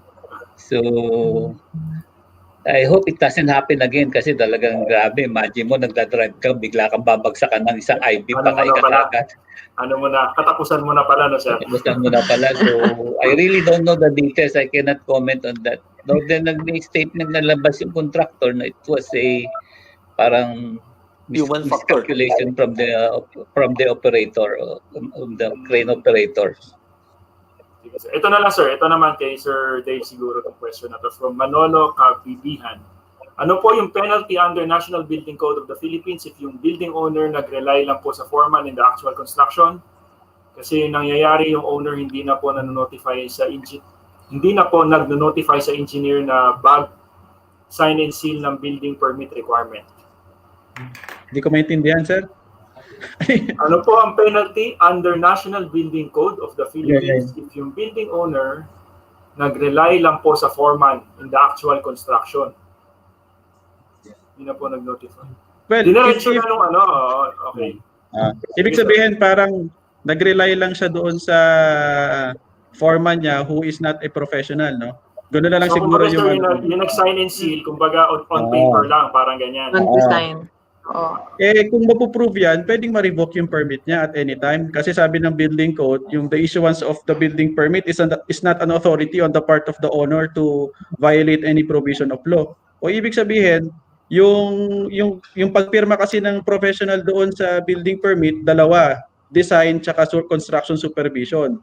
If in case totoo na nag-rely lang siya sa foreman, ibig sabihin, yung application form niya as regards construction supervision hindi niya tinupad. So it's a violation of law. Therefore, yung permit niya pwedeng ma-revoke. Yeah. It's still the liability of the contractor eh. Siya ang contractor eh. Kumbaga, kung sino pa rin yung nakapirma, no? Kasi Ito ang nangyayari, nakikipirma tapos bahala na siya magagawa. Ganun siguro ibig niya sabihin. Ganun din sir, intindi ko. So, basically, since pumirma ka, the responsibility falls sa'yo, no? Kasi ikaw yung nakapirma. So, whether or not in-inspect mo o hindi, you're assuming responsibility. Naka-dry seal yun eh. Structure, yes. Okay, Pia? Marami pa actually tayong tanong dito, pero baka meron ka rin tanong, Pia. So, kung punta naman tayo sa excavation. Let's say actual construction na tayo. Let's say nasa iyo pa rin, this is still your lot, pero during the design is nag-overlap. Nung naghukay kayo for the foundation, nakita nyo na meron palang existing footing na tatamaan. So, pwede ba natin patungan yung existing footing or umilalim dun sa existing footing? Nag-over the bakod siya.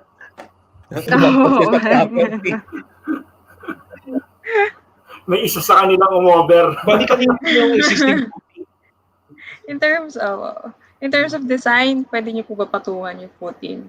Or pwede bang yung existing footing pumatong dun sa proposed footing niyo? Hindi. Number one, kung yung footing sa kanya, di ba yung isang question is kung yung footing na existing footing nung hindi siya yung may-ari ng footing, hindi niya pwedeng patungan. Kailangan niyang i-resolve yung issue nung footing na nag-encroach doon sa property niya. Kasi maaring maka-apekto doon sa katabing party. Medyo may legal concerns pa rin yun. Ngayon, in terms of design, for example, mga kailangan enlarge yung mga footings kapag nire-retrofit mo yung structure. ginagawa na pwede mong patungan yung existing structure, na pwede patungan ng lean concrete yung ilalim ng footing para yung bearing would be uniform. Or pwede mong i-demolish yung existing footing, yung portion of it, para enlarge mo yung existing footing. So dalawa yung pwedeng gawin para dun sa footing na yun. Pero kailangan i-solve yung pag nag-excavate, iba yung ibang condition yung kapag may na naghuhukay ka, nakita mo yung footing ng, so ibang issue yon na kailangan i-resolve. Thank you, sir. So, in regard to din tayo sa foundation, so asked by Sir Gerard Siervo from Facebook, what geotechnical methods can you suggest in constructing on sand, clay, loam soil? O, yan na, si Eric yan.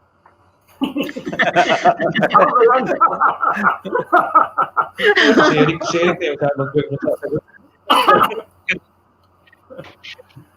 Depende talaga sa Unang-una, natawa ako dahil host ako dito.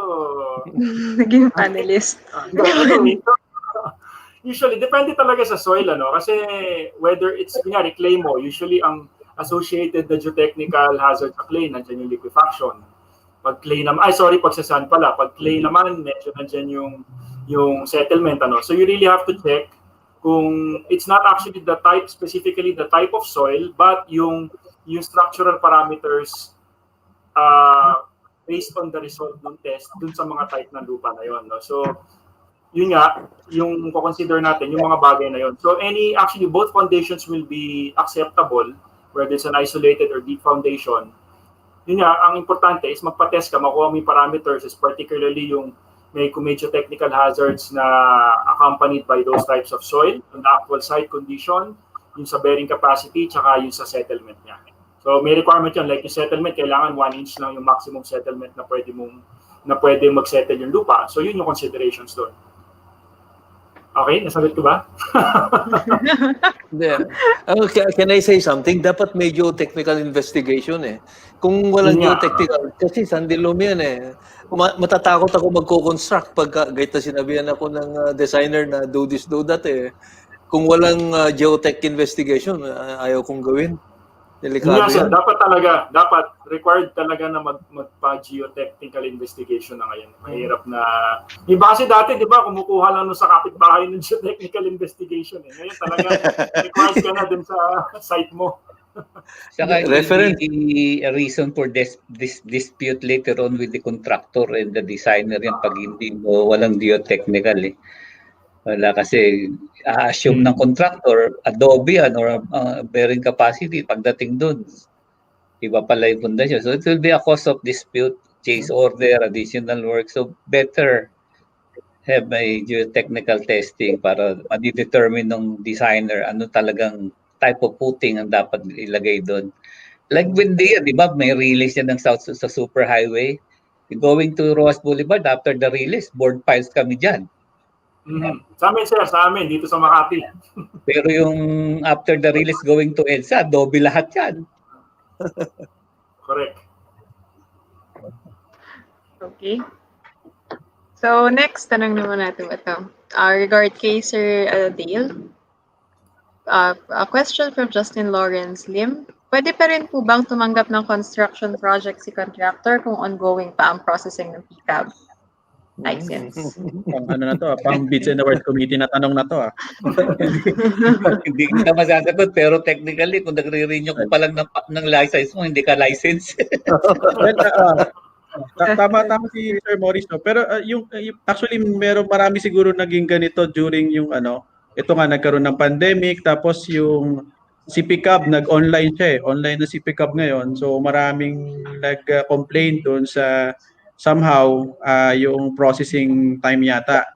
Pero ang point of view ko diyan kung alam naman yung pending application niya wag na siya mag-bid But in any case, if nag-bid siya, tapos supported naman by any documents stating among others na nag-a-apply siya for a renewal, tapos subsequently lumabas yung renewed license niya, siguro yung timeline na lang dyan, yung opening of bids.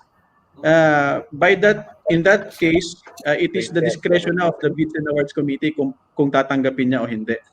Kasi may ganun maraming naging ganun ito during the pandemic. Lahat na parang nakapending yung application nila and yet nagbid sila. So ito yung actually common query ito among the siguro sa middle and small scale contractors. So ang sagot ko diyan, it depends upon the discretion of the Bids and Awards Committee. Ito sir, may follow-up question dun Actually, related question pala, hindi follow-up question. Nagpa-practice na walang pickup license. So, paano po mapipigilan ito or ano po bang pananagutan nila sa batas? Well, sa government construction projects, hindi pwedeng mangyari yan kasi hindi sila magka-qualify to bid. However, sa private construction, walang similar regulation na ganyan. So, lalo na yung sa mga small scale projects, hindi naman hinahanapan ng pickup or yun nga itong mga pero yung private professionals kailangan. Pero yung pickup for small to medium scale projects, parang wala naman yatang regulation diyan. But again, ang tingin ko diyan, if for private construction, contractual in nature. Basta yung liabilities ng parties very clearly defined diyan sa civil code. Insofar as the license of the contractor, it is under the pickup guidelines. Okay, thank you, sir. Ito, I think... Pero, Eric, sige, may one point lang ako meron kasi yung mga kasamahan natin na mga licensed civil engineers parang practice of profession, nangungontrata Meron din ganun yung mga malilit na projects Pero hindi sila sumasali sa bidding, it's really a private project May mga ganyan. Kumbaga siya yung diretso sa kumbaga practice of profession kasi lisensyado naman siya civil engineer. So ano ba sir, acceptable din yun? Sa private, kasi sa small projects. Sa private. Sa government, required talaga yung contractor's license. Okay. Tama. Sige sir. Ito sa naman, sa design. Can a civil engineer with no specialization in structural engineering design a building of more than 4 stories? If no, ano po legal basis? May tanong din kanina, Sir Rani, about do you need to have a master's degree para ka maging structural engineer?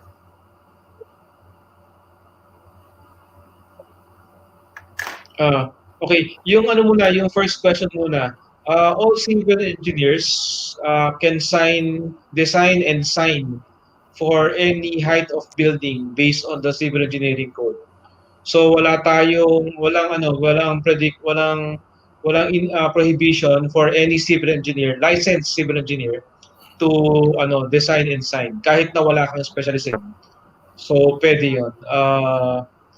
So I hope I have made that clear. Tapos yung pangalawang tanong, paano ko pa matatawag na structural engineer? Kailangan ba ng master's degree? Actually, based sa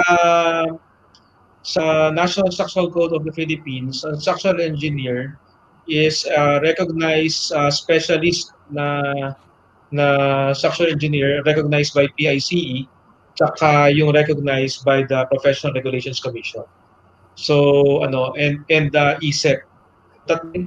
Tatlong bodies yung nagre-recognize na structural engineer ka, yung ISEP, yung PICE Specialty Group, tapos PICE and the PRC.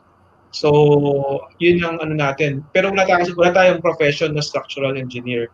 That is under the specialization of civil engineering. So ngayon, so basically kapag na-recognize ka ng tatlong body na yun, you can have the title of structural engineer. Regardless kung meron kang master's degree or not. Okay.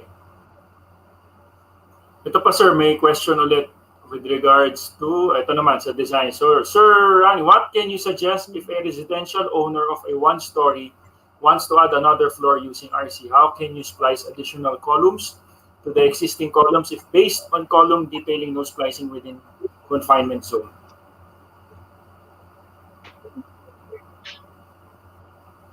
Mahirap na tanong yan.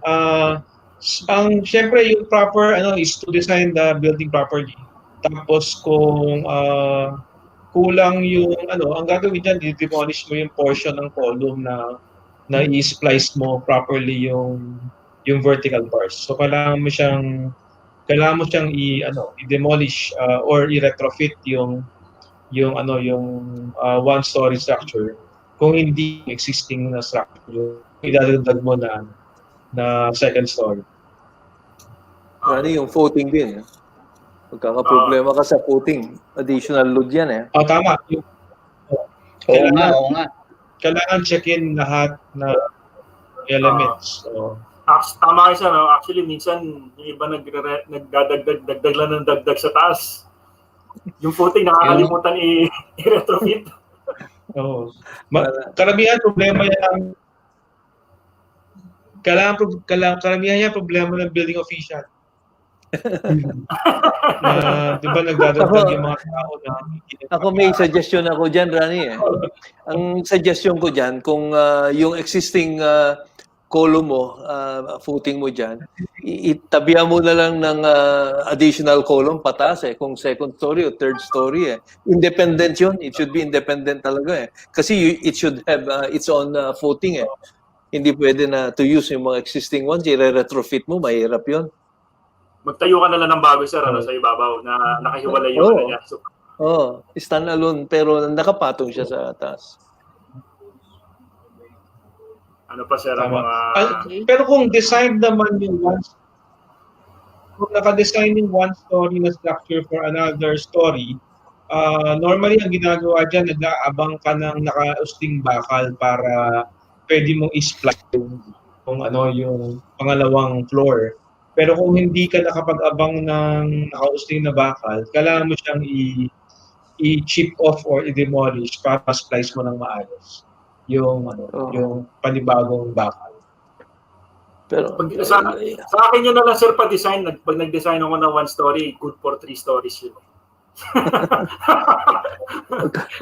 Actually, kung yung design parameters mo siguro, good for 3 stories, pwede yun. Pero kasi sa kulang ka pa ng budget, 1 story lang ginawa mo, pwede na siguro yun eh. Pero mahal yung footing. Tama yun, pagka wala ako. Hindi na papasok sir sa 12,000 per square meter yun. Hindi na. Ano sir, ito meron pa dito about ito lang sir kay Sir Dale Ayan, sir, ano raw ba ang maximum building height or number of stories can be built for a residential zone? Sorry, for residential zone. Depende sa residential zone kasi may mga class pa yan. Actually, may mga height restrictions under the building code, tapos may mga height restrictions din doon sa local ordinances. So actually mahirap sagutin yan in a definite manner, but I suggest the engineer to check yung local city ordinance. Kasi meron tinatawag na FAR, yung floor area ratio. Floor area ratio. Yun. So depende po. So hindi lang pala siya basta sa height Height, yes, hindi rin. Kasi yun nga, yung usually dyan, Sir Eric, mas conservative ang building code. Tapos si ordinance medyo mas nag-a-allow ng greater height. So yun, hindi siya fixed. Okay, thank you sir. So, balik tayo sa residential houses, no? So, meron, di ba parang late, uso yung mga container van house or parang tiny house. So, worth it ba yung mga ganong klaseng bahay or mas worth it pa din ba yung conventional houses natin na concrete? Walang sasagot yan. Ako ang sasagot. yung container van kasi, you have to be very careful kasi kailangan pa rin ng foundation yun eh. Hindi pwede na walang foundation yun.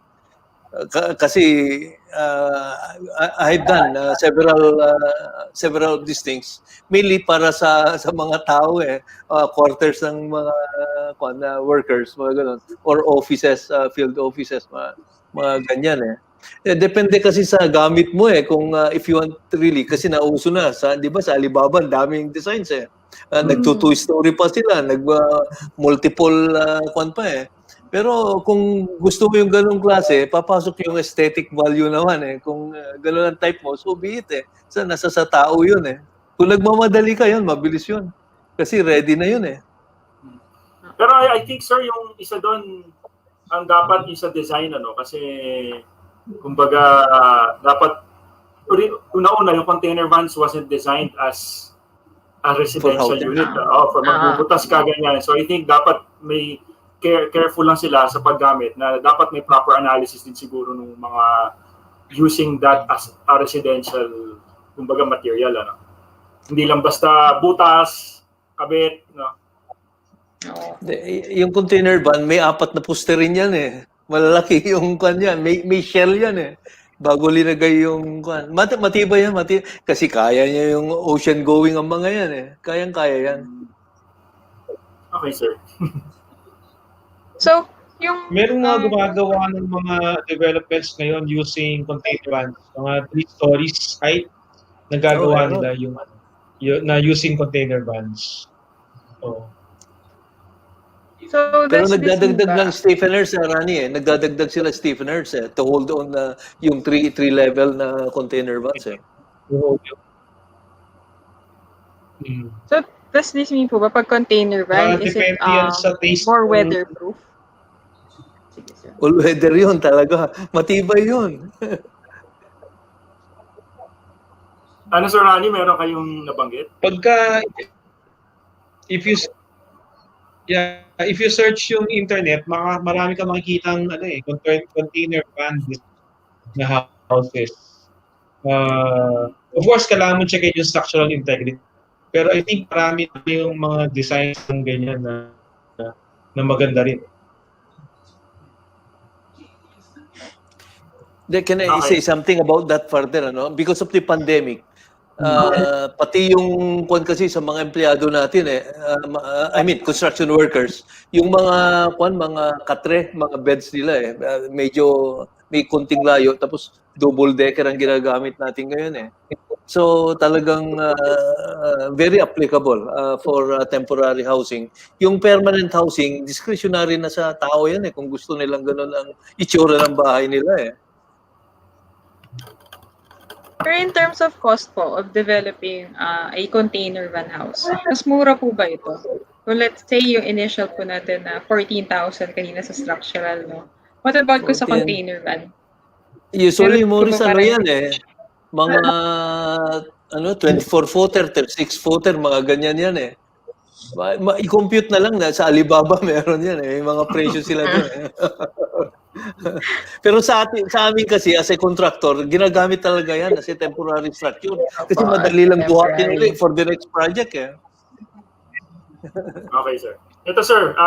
Next, my question dito about foundation. About sa foundation, may instance po ba na deep foundation ang ginagamit sa residential structures, say maximum force? So I think si Sir Morris kanina na kwento niya yung sa bahay niyo nga, no? Parang naka-deep foundation yung bahay niyo. Yeah, depende nga sa soil bearing capacity. Di ba? Kasi kung adobe naman you don't have to dig that deep. Di ba? Kung mataas ang bearing capacity. Sir, I think yung isa ring consideration yung weight naman din ng building. Kasi although let's say, yun nga, meron naman tayong yung load yung settlement, let's say, tsaka yung load. Pero kung yung ano naman sa lahat nagde-depende dun sa weight ng building. Kung hindi naman ganun kabigat yung building, hindi rin naman ganun kalaki yung effect niya rin sa soil. So I think, kumbaga, kaya hindi rin siya, kumbaga, case-to-case basis Hindi talaga porket low story siya, hindi ka pwedeng mag-deep foundation. So possible din, depende sa soil. Actually, dito sa amin, yung building dito, 5-story, naka-ano rin kami, naka-micropile kasi sa Makati, mataas din naman yung water table, mataas. May mga layers ka na, may malalambot na layers. So parang we decided na mag-micropile din, no? So it's a 5-story building na naka-micropile siya. So considered as a low-rise pa rin siya, no? Ano pa ba?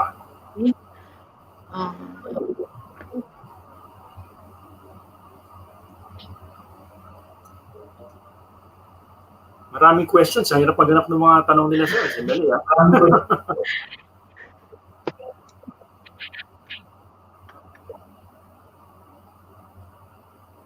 Ito may nagtanong sir dito about pirated softwares. So,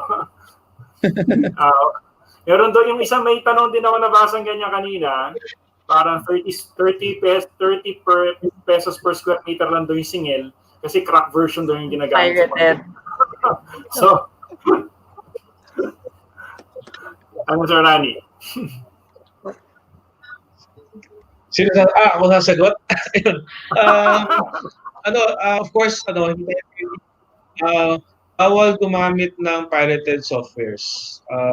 We do not espouse yung paggamit ng pirated softwares. Ngayon, yung mga software companies ngayon, they are meron silang mga long-term meron tayong subscription na ngayon sa mga softwares. Yung ibig sabihin, magbabayad ka ng mas mababa yearly.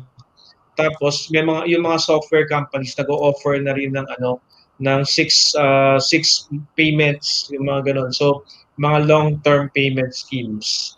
So I agree with you, medyo mahal yung software. So the cheapest software, wag cheapest, pangit yung word na cheapest. The least expensive software is about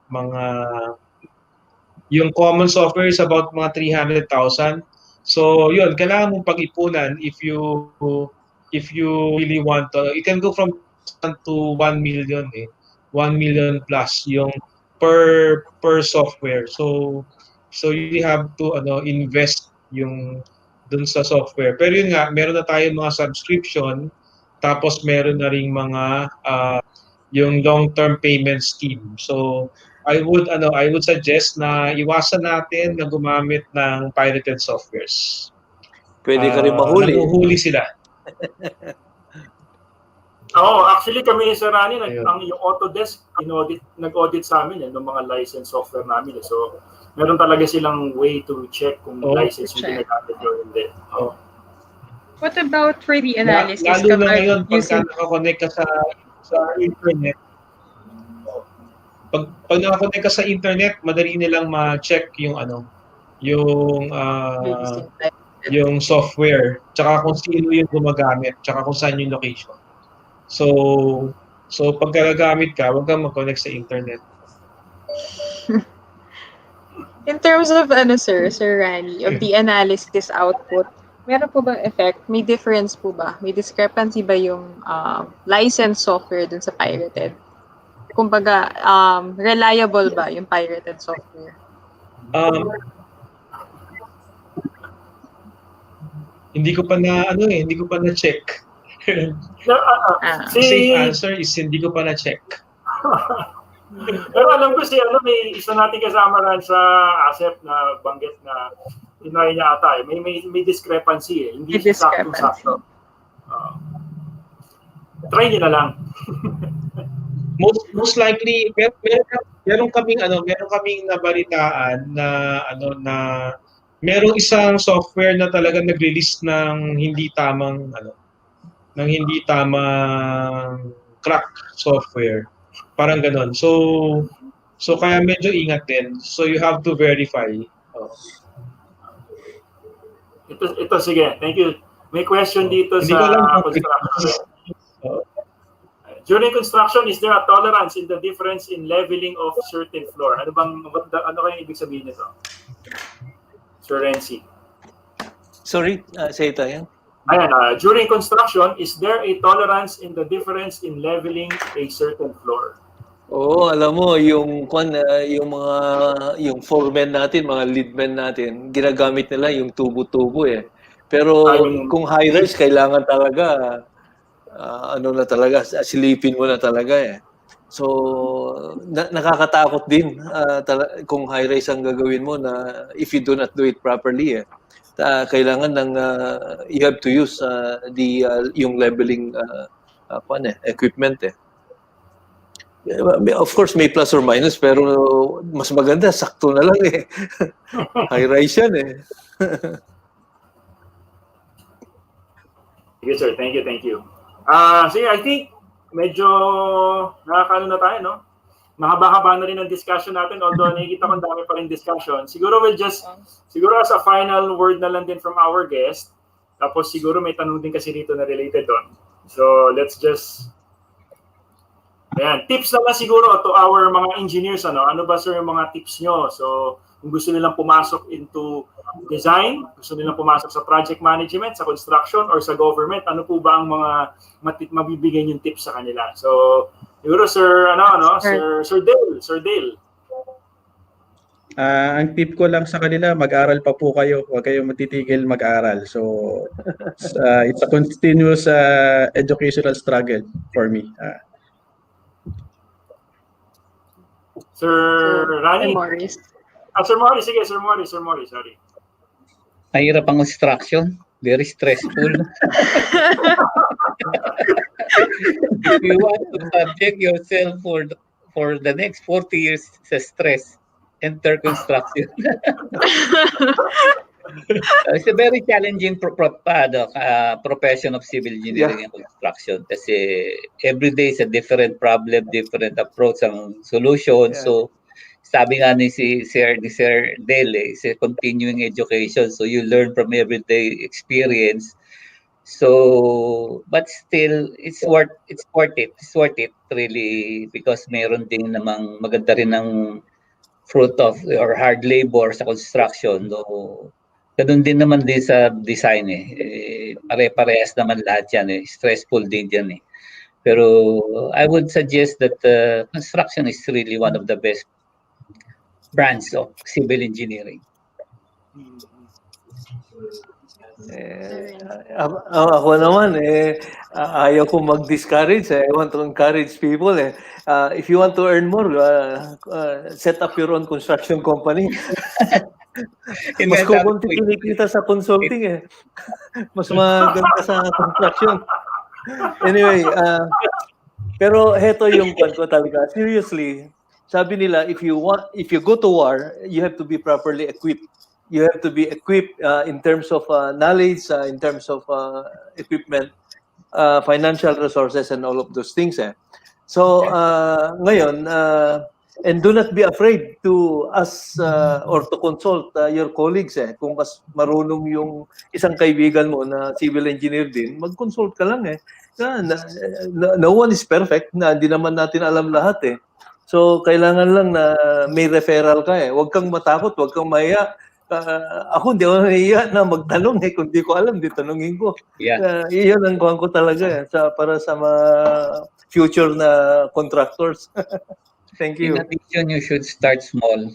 Huwag ka kagad mag-isip ng big time. Huwag kang magmamadali. Kami, for our almost 40 years in construction industry, siguro half of it was really a struggle. 20 more than years of struggle talaga before we were able to gain or recognition or be recognized as one of the big contractors.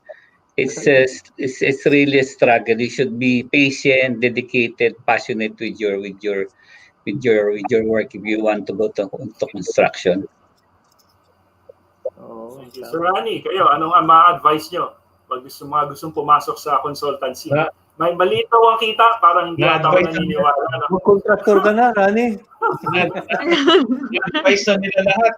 Tawag dito, actually, yung tama yung sabi ni Dale, di ba? Yung sa civil engineering, parang continuous talaga yung learning. Hindi ko pwedeng tumigil. Kahit na maputi na yung buhok mo, kailangan mo pa rin mag-aral. Kasi bago-bago yung challenge, sabi nga ni Sir Morris, di ba, na iba-iba yung challenges every time. Tapos, yun din, tama rin yung mga sinabi nila, kailangan mo yung perseverance at dedication. Hindi, para, kasi gusto mo yung ginagawa mo.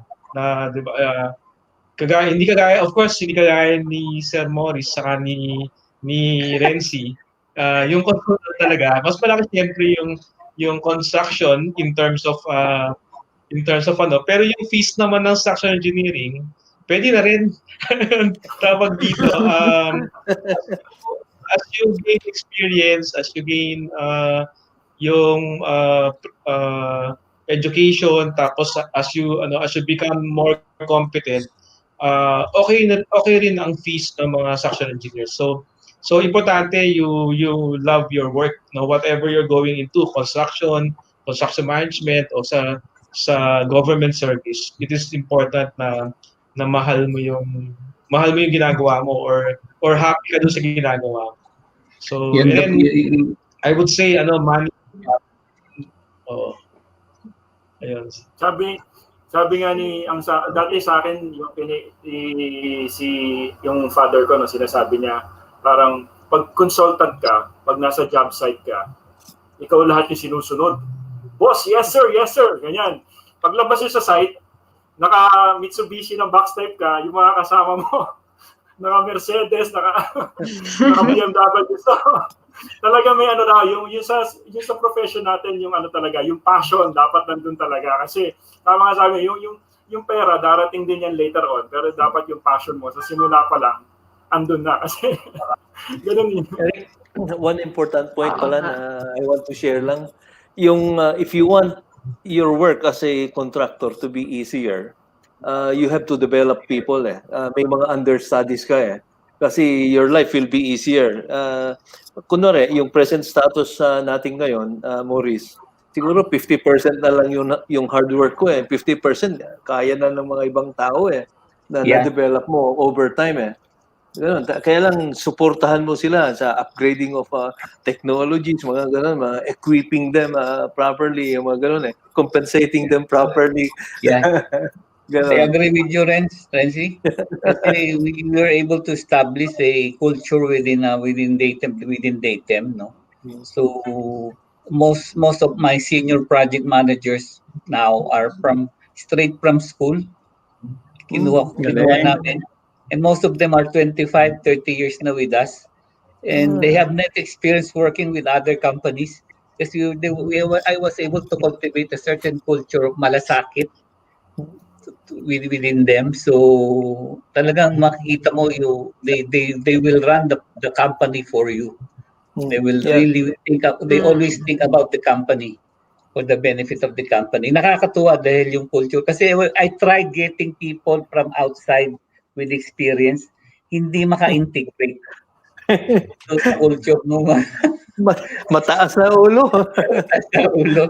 Anyway, it's yun nga, passion. Sabi nga ni Rani, you should love your work. I love my work for the past 40 years. So I'm here, happy with my choice of profession. Sa Kapia, kami, mas marami ang babae sa amin kaysa lalaki. Opo, bihira nga po babae, no? Mas marami sa amin ang babae kaysa lalaki. Sa ngayon, maraming babae. Ako, may anak akong babae, civil engineer Okay, so bali yung siguro one tama yung gusto ko lang emphasize yung mga younger generation, wag magmadali. Yung sinasabi nga ni na Sir Maurice at ni Sir Renzi na wag magmadali, no. In time you will be with yung perseverance and dedication, you will reach yung goals nyo rin. Yeah. Okay. So talaga, it comes with experience talaga. So I think okay na parting words from our panelists. Yes. So let's wrap up. And thank you. Of course, maraming salamat at yung mga ating low rise na pinag-uusapan natin kung saan na tayo nakarating, tsaka daming share ng ating mga panelist, so maraming even ikaw, Sir Eric, siguro next time yung infra rin kasi there are a lot of challenges sa bridge construction, sa flood control structure. Grabe, mas mahirap, madali na mahirap. Pala naman ito tayo, sir, patikim pa lang naman itong natin, first session, so malamang mai-invite ulit kita, sir, sa next na mga susunod na session. So we would just like to present certificate, so mga ating mga guests. Hinahanap naman kung nasa na, ba't hindi ko makita? Sandali lang po, hindi lumalabas sa akin. So during this time, I would like to thank yung viewers natin. Sinamahan tayo ngayon sa first session. And I think yung viewers natin is gusto pa nila na second session. It's very informative from our panelists Ang gaganda ng topic na na-discuss natin. So, although common questions para sa iba, pero sa iba parang dagdag kaalaman pa rin for new Correct. practitioners na civil engineers. So, to formally thank our panelists, so we are presenting the Certificate of Appreciation. Hindi ko mabasa. Ako na lang ang magbabasa. Sige, sir. Ayan. So, to our panelists, so Certificate of Appreciation given to our panelists in grateful appreciation of their participation as guest or speaker in the topic on tips how to plan, design, and construct a low-rise structure, and for his invaluable contribution to the success of the PICE Sessions, session number 1 held on December 18, 2020 through hybrid online application, signed Frederick Ison, Chairman of the Interspecialty Group Committee, signed Dr. Erdsan Renesuero, and attested by Engineer Peter Poldi, National Secretary. So the Certificate of Appreciation is given to Engineer Ronaldo Ison, Engineer Attorney Mark Dale Dale Perral. And next is we have Engineer Florencio Padernal. And then last is we have Engineer Mariano S. Agoncillo. Thank you.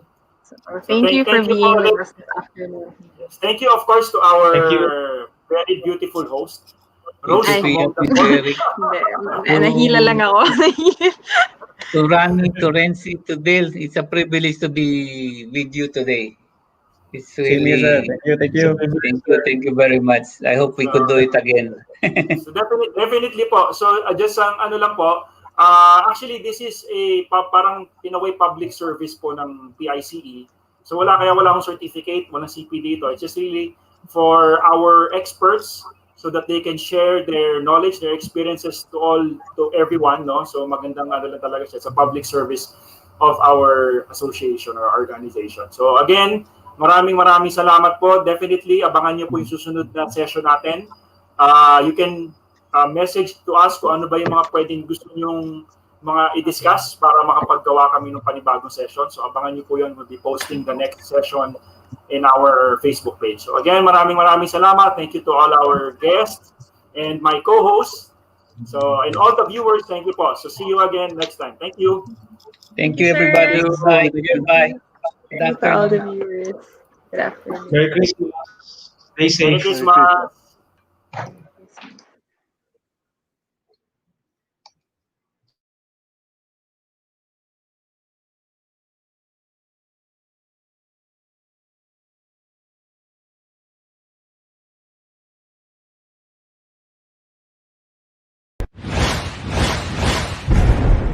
Thank